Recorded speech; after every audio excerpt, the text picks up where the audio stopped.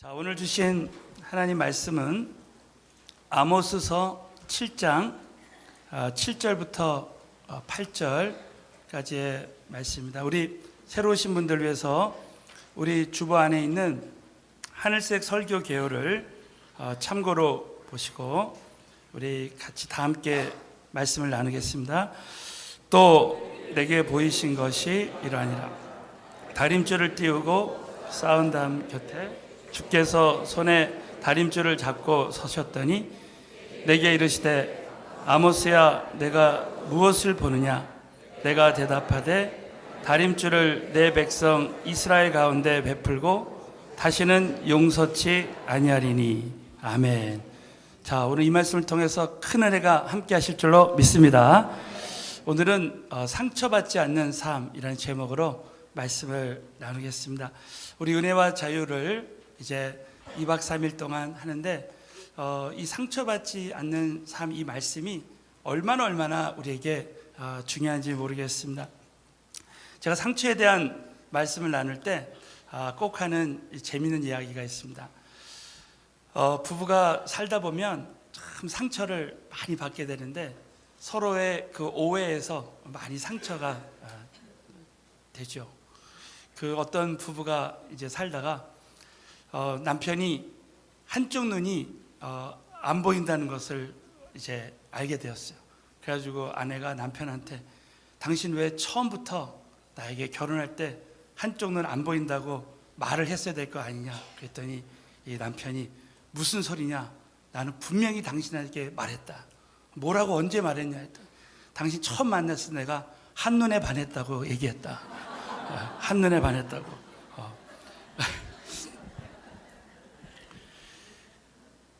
우리가 참 부부가 살면서도 정말 상처받을 일이 얼마나 많습니까? 오늘 서론에 보시면 우리가 상처받을 수밖에 없는 몇 가지 이유가 있습니다. 첫 번째는 우리는 상처받을 수밖에 없는 환경 가운데 살고 있다는 것입니다. 저는 요즘 그 새벽 예배 때마다 요한계시록 강해를 하는데 사도 요한이 그렇게 우리 주님을 사랑하고 정말 사도 요한하면 친밀함의 대명사잖아요. 늘 주님을 그래서 가장 제자들 중에서 사랑하고 했던 제자인데 마지막 순간까지 이제 박해를 당합니다. 그래서 이 90살이 넘었는데도 로마의 황제가 죽이려고 하고 그 밤모섬에 유배돼서 그 동굴 안에서 이제 거기서 기도하다가 이제 요한계시록을 쓰게 되는 거예요. 끊임없는 그런 그 상처와 또 시험과 정말 박해 가운데 살 수밖에 없는 그런 세상이라는 거죠. 그런데 여러분 놀랍게도 사도 요한이 그렇게 박해를 당했지만 결국 그 동굴에서 하나님께 기도하다가 요한계시록을 남겼어요. 여러분, 저와 여러분에게 오히려 시험이 큰 은혜가 되는 줄로 믿습니다. 또 두 번째는 상처받은 불완전한 사람들. 이번에 우리 은혜와 자유 올라가서 참 상처를 대물림하지 말자. 정말 우리 부모가 상처받으면 자녀들도 상처받는 삶을 살 수밖에 없다는 거죠. 상처받은 불완전한 우리 부모님들, 또 우리 주변의 환경들, 그런 사람들로 인해서 내가 상처받을 수 없게 된다는 거죠. 또 세 번째는 상처받는 미성숙한 나. 우리가 참 교회를 다녀도 우리가 상처받을 수밖에 없습니다. 특별히 이번에 우리 은혜와 자유를 통해서 저와 여러분이 참 한 가지 꼭 잊지 말아야 될 것은 내가 상처받지 않는 사람만 되면 얼마든지 우리 모든 상처를 뛰어넘을 수 있어요. 여러분, 내가 은혜 받으면요, 오늘도 이 예배 가운데 내가 은혜 받으면 모든 문제 다 뛰어넘을 수 있습니다. 그래서 이 상처가 죄다. 내가 상처받는 내가 상처를 받으면 내가 죄인이 된다는 거야. 왜? 내가 누구에게 상처가 있다는 것은 내가 누구를 용서하고 있지 않다는 의미라는 것입니다. 그래서 내가 누구를 용서하면 상처가 치료받는 거예요. 이번에 정말 많은 분들이 용서함으로 말미암아 이제 치유받는 놀라운 은혜를 경험했어요. 여러분, 저와 여러분이 상처받지 않는 사람만 되면 얼마든지 모든 상처를 뛰어넘을 수 있게 될 줄로 믿습니다. 특별히 상처받지 않는 영적 기준에 대한 말씀이 오늘 나오고 있습니다. 이 다림줄에 대한 말씀은 참 언제나 우리의 마음에 날마다 순간순간 적용해도 될 수 있는 그런 말씀이에요. 오늘 이 아모스서 7장 7절에 보면 또 내게 보이신 것이 이러하니라. 다림줄을 띄우고 쌓은 담 곁에 주께서 손에 다림줄을 잡고 서셨습니다. 8절에 보면 내게 이르시되 아모스야. 자, 아모스라는 말의 의미가 무엇이냐면 무거운 짐을 지고 나르는 자라는 뜻입니다. 무거운 짐을 지고 나르는 자. 그 당시 이 북이스라엘은 굉장히 이 패역한 죄악 가운데 있었던 나라였습니다. 그런데 이 하나님의 그 심판의 말씀, 그 무거운 짐을 이제 이스라엘 백성들에게 힘있게 이제 선포했던 그런 선지자였습니다. 여러분, 이 다림줄에 대한 이 말씀, 우리 한번 8절만 대기 한번 읽어볼까요? 8절만 다 같이 읽겠습니다. 시작. 내게 아모스야 보느냐? 내가 용서치 아니야. 이 다림줄이라는 말은 우리 한번 그 서론의 1번을 한번 보십시오. 1번의 다림줄은 다 같이 한번 읽어볼까요? 다림줄 시작. 다림줄은 목수가 쓰는 측량 기구며 다림줄을 가지면 건축할 때 건물이 허물어지지 않습니다. 여러분 잘 아신 대로 이 실 같은 게 있어서 그 다림줄이 있으면 이제 건축자들이 벽돌을 쌓을 때 그 담이 무너지지 않습니다. 우리는 나의 기준을 가지고 이제 담을 쌓게 되면 다림줄이 없이 쌓게 되면 이 담은 결국은 무너지게 되는 거예요. 우리 인생에 이제 우리 인생을 건축할 때에 이제 하나님의 그 다림줄이 있는데 많은 사람들이 하나님의 그 다림줄로 나 자신의 인생을 건축하는 것이 아니라 나의 다림줄을 가지고 나의 기준을 가지고 이제 우리 인생을 건축합니다. 그러나 그것은 결국 무너질 수밖에 없어요. 여러분 결국 성경 전체를 보면 결국 내 생각대로 되지 않고 하나님의 생각대로 됩니다. 사람이 마음으로 아무리 자기 길을 계획할지라도 인도하시는 분은 하나님이시다 믿으시면 아멘 해보십시오. 하나님이 결국은 하나님의 그 다림줄대로 우리는 되는 거예요. 오늘 이 말씀에 보면 아모스서에 보면 하나님은 하나님의 다림줄대로 이스라엘 백성들을 인도하겠다는 거예요. 여러분 결국 이스라엘 백성들은요 하나님의 그 다름질대로 우리 아모스를 통해서 선포된 그 말씀 그대로 되었습니다. 저는 오늘 이 말씀을 통해서 우리가 앞으로 상처받지 않는 삶을 살기 위해서 우리가 가져야 될 하나님의 다림줄에 대해서 함께 나누길 원합니다. 오늘 세 가지를 나눌 텐데요. 자, 우리 한번 그 다음 본론을 한번 보시겠습니다. 첫 번째는 우리가 하나님에 대한 다림줄이 있습니다. 첫 번째, 성경 전체가 다 하나님에 대한 다림줄로 되어 있습니다. 그 중에 여러분 꼭 한 가지 우리가 잊지 말아야 될 것은 결국 수많은 죄의 종들, 수많은 하나님의 사람들, 우리 선교사님들이 지나고 보니까 결국 하나님의 다림줄은 로마서 8장 28절이라는 거예요. 우리 한번 다 같이 우리가 암송하는 말씀인데 오늘 다 같이 봉독하겠습니다. 시작. 우리가 부르심을 입은 자들에게는 모든 것이 합력하여 선을 이루시느라. 믿으시면 크게 한번 아멘. 하나님을 사랑하는 자, 하나님을 사랑한다는 게 무슨 뜻인가? 곧 그 뜻대로 부르심을 입은 자, 그 부르심대로 순종하는 자들은 모든 것이 합력해서 선을 이룬다는 거예요. 이 선을 이룬다는 말의 의미가 뭐냐면 결국은 유익하게 하신다는 거예요. 여러분 지난 거 보면 우리 인생에 안 좋은 일들이 계속 일어납니다. 저와 여러분의 삶 가운데 자 어제 은혜와 자유 때 큰 은혜 받았는데 오늘 또 아침에 일어나니까 안 좋은 일이 안 좋은 소식이 들려질 수 있어요. 그런데 놀랍게도 하나님의 법칙은 하나님은 모든 안 좋은 일을 다 좋은 일로 바꿔주신다는 거예요. 지나고 보면 하나님 다 지금은 모른다는 거죠. 여러분 사도 바울은 자신의 인생을 살아오면서 결국 이런 결론을 내린 거예요. 야 지나고 보니까 내가 주님을 사랑해서 하나님 그 뜻대로 부르심을 입고 거기에 순종할 때 지나고 보니까 하나님은 모든 안 좋은 일을 좋은 일로 다 바꿔주셨다. 사랑하는 성도 여러분, 사도 바울이 다메섹 도상에서 눈이 멀었습니다. 이제 세상을 보지 못하고 큰 어두움을 체험합니다. 그런데 여러분, 놀랍게도 그 잠깐의 어두움이 아나니아라는 선지자를 통해서 안수받을 때 그때 성령 체험을 했습니다. 영원한 은혜, 영원한 생명을 얻게 됐어요. 우리 잠깐의 고통이 저와 여러분에게는 영원한 은혜 받는 통로가 될 줄로 믿습니다. 지금 당장은 어려움이 왔지만 그 어려움이 오히려 영원한 은혜를 체험할 수 있는 통로가 되는 거예요. 여러분, 사도 바울에게 가시가 있었습니다. 정말 저와 여러분 지금 오늘 우리 모두에게 막 가시와 같이 막 찔르는 문제가 있어요.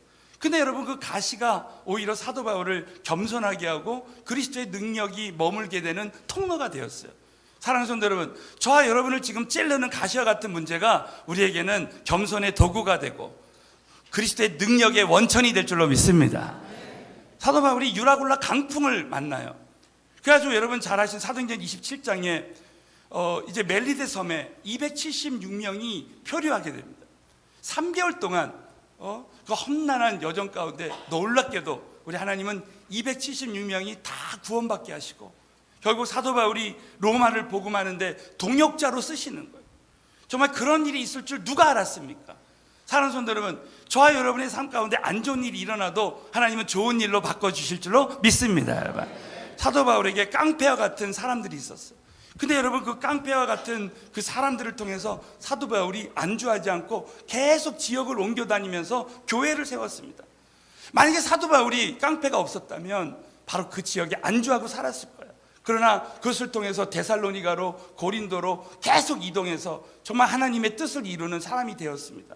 사랑하는 성도 여러분, 저와 여러분의 삶 가운데 오늘 어려운 일, 이해가 안 되는 일, 말도 안 되는 일이 일어나지만 지나고 보면 하나님은 합력해서 선을 이루시는 하나님이시다.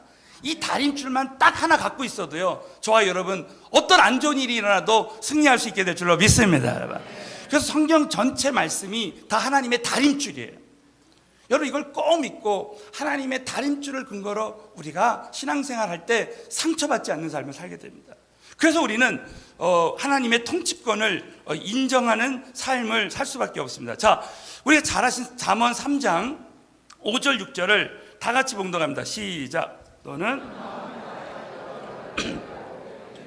의지하지 말라. 그리하면 내 길을 지도하시라. 믿으시면 크게 한번 아멘 해보세요. 우리가 범사에 하나님을 인정할 때, 자, 그리하면의 용법이 있다 그랬죠. 앞에 절을 선행하면, 그리하면 하나님이 개입하신다는 거예요. 저와 여러분의 삶 가운데 범사에 하나님께서 정말 선을 이루시기 위해서 이 모든 일을 허락하시다고 믿는 사람들은 범사에 감사할 수 있다는 거예요. 그러면 하나님이 개입하신다는 거예요. 여러분, 오늘도 범사에 우리가 참 이해가 안 되는 일들이 우리에게 일어날 수 있습니다. 그럴 때 저와 여러분은 하나님의 그 통치권을 인정해야 돼요. 어떤 장로님이 어느 분에게 자신의 그 주식을 거래하는 것을 맡겼는데 그분의 실수로 이 재정적으로 큰 손해를 봤어요. 이 장로님이 간증을 하시는데 자기가 그날 아무하고도 얘기하고 싶지 않았대요. 그래가지고 어느 방에 들어가가지고 호텔 방에 들어가서 정말 너무나 분이 나고 속상하고 그랬는데 갑자기 주님께서 이 안에 심령 깊숙이 감사해라 그러더래요. 그래서 생각해보니까 자기가 감사를 잃어버렸던 거예요. 그래가지고 그 자리에서 하나님께 감사했대요. 주님 감사합니다. 제가 이렇게 손해를 보고 이렇게 그 사람에게 기대했지만 이렇게 돈을 잃어버렸어도 그냥 주님 감사합니다. 그랬더니 막 순간 자신에게 평강이 확 임하더래요. 평강이. 사랑하는 성도 여러분, 저와 여러분이 감사하면요, 일단은 평강이 임할 줄로 믿습니다. 막 평강이 임하면서 그러면서 자기가 주님을 따라가지 않고 자꾸 예수 믿고 직분자가 됐는데도 자꾸 재정을 따라가고 재정에 집착했다는 걸 발견하게 됐대요. 그러면서 그 일을 통해서 하나님이 평강 주시고 지혜를 주시는 거예요. 그래서 내가 정말 우리 주님이 나의 모든 것 되시지, 절대 내가 재정이 많고 적고에 거기에 내가 상관하면 되지 않겠구나. 사랑하는 성도 여러분, 한번 옆 사람에게 고백하겠습니다. 주님이 모든 것 되십니다. 맞아요. 할렐루야. 여러분, 그래서 우리가 하나님에 대한 그 다림줄을 우리가 깊이 가지고 있으면 절대로 우리는 상처받지 않는 삶을 살 수 있다는 것입니다. 자, 두 번째는 다른 사람에 대한 다림줄. 우린 대부분 사람에 대해서 우리가 하나님의 시각을 갖지 못할 때 내가 상처받을 수밖에 없습니다. 이번 은혜와 자유에서 우리는 주로 가까운 사람, 내가 사랑하는 사람, 존경하는 사람을 통해서 상처받는다 그랬습니다. 자, 예를 들면 우리 창세기 39장 우리 32절부터 35절을 다 같이 한번 읽겠습니다. 시작. 그가 그 이름을 유다라 하였고. 자, 오늘 이 말씀에 보면 모든 만남은 하나님의 만남이다 라고 되어 있습니다. 저는 오늘 아침에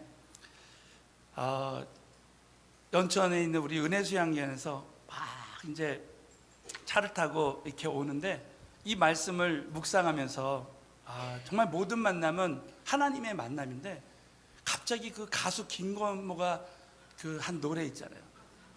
무슨 만남? 잘못된 만남. 잘못된 만남이 막 생각이 나면서 막 그 노래가 막 하게 되는 거예요. 그래가지고요, 막 너무 헷갈려가지고 말씀이 다 흐트러져 버렸어요. 잘못된 만남. 네? 여러분, 세상에서는 잘못된 만남이라고 노래하지만요, 정말 우리 성경 전체로 보면 우리의 모든 만남은 하나님의 만남인 줄로 믿습니다. 이걸 꼭 믿어야 된다는 거예요. 여러분, 오늘 이 말씀에 보면 야곱은 라헬을 사랑했습니다. 라헬, 성경의 창세기에 보면. 그래서 삼촌 라반의 집에서 자기가 노역을 담당한 다음에 라헬이랑 결혼할 줄 알았는데 세상에 삼촌 라반이 속였어요. 그래서 그 언니 레아랑 결혼을 시켰습니다. 이 야곱은 정말 잘못된 만남이라고 생각할 수도 있었을 거예요. 그런데 여러분, 놀랍게도 그 아들을 낳았는데 그 이름이 유다인 거예요. 유다. 여러분, 유다는 여러분 야곱의 12아들 중에서 유다를 통해서 예수 그리스도가 나온 거예요. 참 놀랍죠? 우리가 잘못된 만남이라고 생각했는데 그것이 하나님의 만남. 사랑하는 성도 여러분, 저와 여러분이 정말 이렇게 지금 결혼하신 분들이 있죠. 지금 우리는 끝까지 그냥 살아야 됩니다. 할렐루야. 하나님의 만남이라고 믿고, 저와 여러분이 꼭 잊지 말아야 될 것은 우리는 내 생각과 나의 기준을 가지고 살지만 지나고 보면 하나님의 섭리는 정말 참새 한 마리도 그냥 떨어뜨리지 아니하신 하나님의 섭리와 계획은 우리를 통해서 지금도 이루어지고 있다는 것, 이거 믿으시기를 예수 이름으로 축원합니다. 그래서 여러분이 꼭 잊지 말아야 될 것은 두 번째, 하나님이 허락하신 필요악을 인정해야 된다. 여러분, 하나님이 쓰시는 사람은요, 그래서 필요악을 인정했어요. 필요악이라는 게 뭐예요?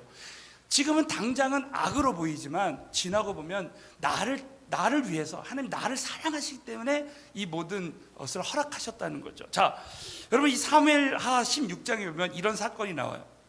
다윗을 어떤 사람이 저주합니다. 근데 여러분, 놀랍게도 이 다윗은 필요악을 인정해요. 우리 다 같이 사무엘하 16장 10절을 봉독합니다. 시작. 왕이 내가 너희와 상관이 있느냐? 다윗을 저주하라 하시니 내가 어찌 그리하였느냐 할 자가. 우리 대부분 나를 비판하고 저주하면 참 마음이 어렵죠. 그러나 하나님이 쓰시는 사람들은 그걸 다 받아들일 수 있어요. 여러분, 하나님은 다윗을 쓰시기 위해서 그 필요악을 인정해서 필요악을 인정하는 훈련을 시키시는 거예요. 그래서 여러분, 사울 왕을 통해서 10몇 년 동안을 자신에게 칼을 던지고 창을 던져서 자기를 죽이려고 하는 그 사울 왕을 통해서 다윗은 철저하게 필요악을 인정하는 훈련을 하나님 시키셨어요. 그런 다음에 이제 왕이 되었습니다. 자, 그리고 나서도 끊임없이 다윗을 저주하는 세력들이 있었습니다. 그런데 놀랍게도 여러분, 다윗은 그 저주하는 그 사람을 통해서 하나님이 말씀하신다고 생각했다는 거예요. 여러분, 이 필요학을 인정하는 신앙이 얼마나 우리에게 중요한지 모릅니다. 결국 여러분, 하나님은 우리 인생에 어떤 이제 필요학이 있을 때요, 지나고 보면 그 필요학을 통해서 저와 여러분을 겸손하게 하시고, 그리고 하나님의 뜻을 이루시는 것을 볼 수 있습니다. 여러분, 한번 요셉의 예를 들어보세요. 여러분, 요셉이 하나님의 그 계획과 섭리가 이루어지게 하기 위해서 형들을 통해서 그 요셉을 애굽에 팔아 넘겼잖아요. 그래서 지나고 보면 그 형들이 없었다면 그 일은 이루어지지 않는 거예요. 여러분, 지나고 보면 여러분 옆에 계신 모든 사람들, 이 모든 사람들을 통해서 하나님이 나를 향한 주님의 섭리와 계획이 다 이루어지는 거예요. 그래서 저는 오늘 이 시간 이후부터 저와 여러분이 나를 어렵게 하고 힘들게 하는 모든 사람까지도 정말 인정하는 신앙의 사람들이 다 되어졌으면 좋겠습니다. 여러분, 다윗이요, 사도 바울이 천부장이 이제 늘 다윗을 어렵게 했습니다. 근데 여러분, 놀랍게도 여러분, 사도행전에 보면 사도 바울을 죽이려고 하는 40인 결사대가 있었어요. 그들이 금식하면서 이 바울을 죽이지 않으면은 절대로 내가 내가 살지 않겠다, 죽을 각오로 이 바울을 죽이려고 합니다. 그런데 여러분, 이 40인 결사대가 그렇게 죽이려고 하는데 너무 놀랍게도 하나님은 천부장을 통해서 이 바울을 호송시켜요. 인도합니다. 그냥 마치 이런 거예요. 예? 이리 때가 막 나를 이제 죽이려고 하는데 하나님께서 개를 풀어가지고 나를 살려주는 거예요. 하나님 다 쓰시는 거예요. 지금 당장은 내가 필요악같이 느껴지는 사람들 있죠. 여러분, 하나님 그분을 통해서 우리를 인도하신다고 여러분 믿으시기를 축원합니다. 여러분. 그래서 우리 모두가 다시 한번 우리 옆 사람에게 모든 만남은 하나님의 만남입니다. 한번 이상했어요. 자, 마지막으로는 나 자신에 대한 다림줄의 예입니다. 여러분, 우리 모두가 나 자신에 대해서 흔들릴 경우가 너무 많아요. 자화상이 흔들리고 자존감이 떨어지고 그럴 경우가 너무 많습니다. 근데 저와 여러분이 꼭 잊지 말아야 될 것은, 이번 우리 은혜와 자유에서도 배웠지만 정말 하나님이 보시는 내가 진정한 나라는 거예요.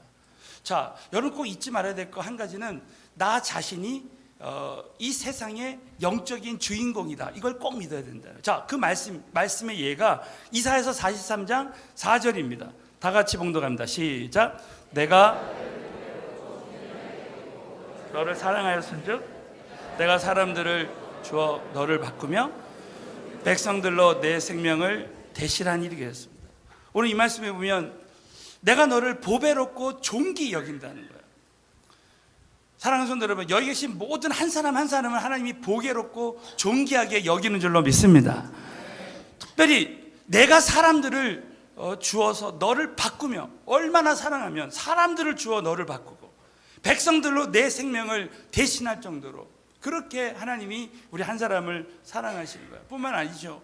정말 예수 그리스도를 십자가에서 못 박히게 하시고 그 피를 흘리셔서 나 한 사람 구원하기 위해서 그렇게 하셨다는 거죠. 여러분, 우리 인간의 관심은 굉장히 제한적입니다. 저는 제가 우리 첫 아이를 낳고 처음으로 그 교육부 발표회를 갔는데 신기한 게 다른 애들은 잘 안 보이고 우리 애만 보여요. 그래서 우리 애 발표회 끝나고 그냥 왔어요. 다 안 끝. 사람의 관심은 거기까지. 근데 제가 애를 셋을 낳으니까 제 관심이 3명한테 다 가더라고요. 이와 마찬가지로 우리 인간의 관심은 한계가 있지만 하나님의 관심은 여기 계신 모든 분들에게 다 가는 줄로 믿습니다. 하나님 전능하시기 때문에. 그래서 내가 주인공이다라는 말이 처음에 이해가 안 돼요. 그러나 전능하신 우리 하나님이 우리 한 사람 한 사람을 다 주인공으로 택해서 쓰시는 거예요. 그래서 여러분, 아담과 하와를 보시죠. 아담과 하와를 주인공으로 삼으신 하나님, 어떻게 보면 6일 동안 천지를 다 창조하셨어요. 예?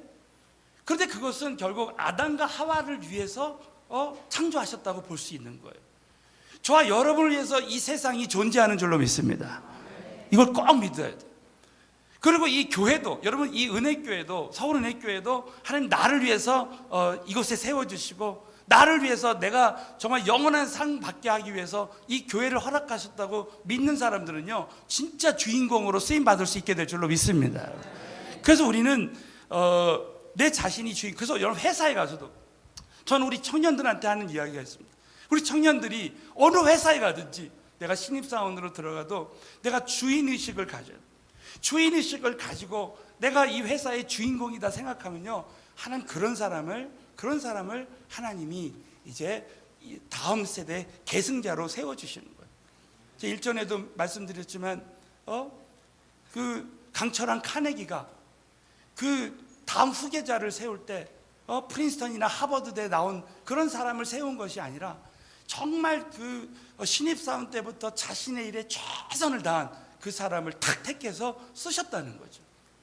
그래서 다음 세대의 지도자로 세우는 거예요. 여러분 이 시대 저와 여러분이 주인공이다 믿으시고, 들러리가 아니라 조연이 아니라 주인공이다 믿으시기를 예수 이름으로 축원합니다. 자, 또 한 가지는 마지막으로 하나님의 비전을 가지면 상처받지 않습니다. 자, 옆 사람에게 비전이 있으면 상처받지 않습니다. 저는 이 말씀이 참 묵상할 때마다 가슴이 와닿습니다. 야, 정말 비전이 있는 사람은 이 세상에 어떤 일이 일어나도 상처받지 않는다는 거예요. 자, 우리 창세기 50장에 보면 요셉의 형들은 비전이 없었어요. 근데 요셉은 비전이 있었습니다. 그래서 형들은 무슨 일이 일어날 때마다 사람의 시각에서 계속 그 문제를 바라봤어요. 그러나 요셉은 하나님 주신 그 꿈이 있었기 때문에 그 하나님의 시각에서 모든 문제를 바라보는 거예요. 자, 그 예가 이 창세기 50장 19절 20절에 나옵니다. 우리 다 같이 마지막으로 봉독합니다. 시작. 요셉이 서서